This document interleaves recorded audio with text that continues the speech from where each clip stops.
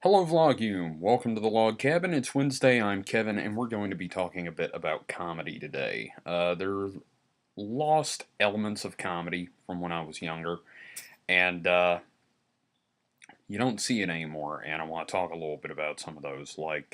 Number one, let's talk a bit about commercials.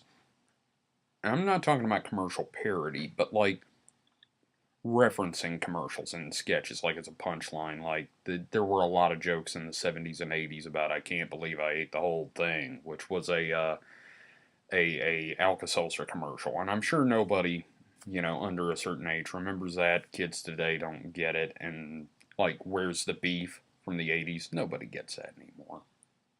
But you also don't see people using commercials for reference anymore, but that's mostly because there aren't that many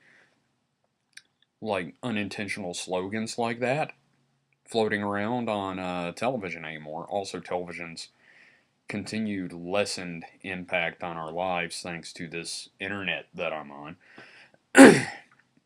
Then you've got cults. I don't mean like Scientology where they scare the crap out. Well, okay, yeah, I do mean cults like Scientology. We have that, but if you bring up Hare Krishna or the Moonies to people, people don't know who they are now. I bring up Hare Krishna to younger folks, and they don't get it. They used to be a staple. These cults used to be a staple in airports, and they would give out flowers and pamphlets, and they would try to entice you into the religion instead of, taking all your money, brainwashing you, and leaving you dead in a hotel room somewhere.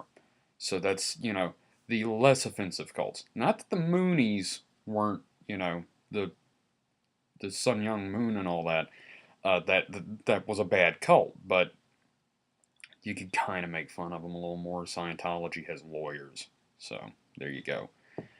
Number three, Monty Python, and yes, I'm being 100% serious. Monty Python.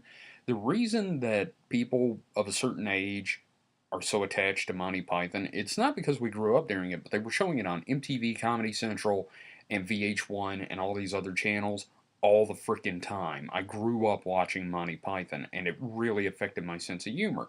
Now you get that sort of sense of humor from people that grew up on it online, but Python's not really coming on anywhere that I've seen.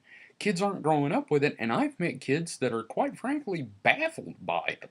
They like that kind of humor, but they're baffled by Monty Python. It's like they hear a cover to a song, and you go back and listen to the original, it's like, dude, this sucks. It's that kind of, it bothers me. I'm sorry.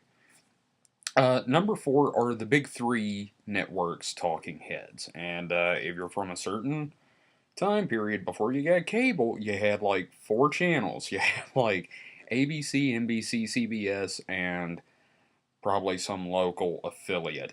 And everybody knew who the three big anchors were. Like when I was a kid, it was like Tom Brokaw, Dan Rather, Peter Jennings. They were trusted news sources. These were the faces of news, and there was parody of them all over the place. Nowadays, I couldn't tell you who's hosting any of those shows. I couldn't tell you who's an anchor on CNN because I get all my news from blogs and websites on the internet. And lastly, number five, comedy played straight. Airplane. I'm not talking about the Naked Gun movies where they went and did goofy stuff like mariachi bands. I'm talking about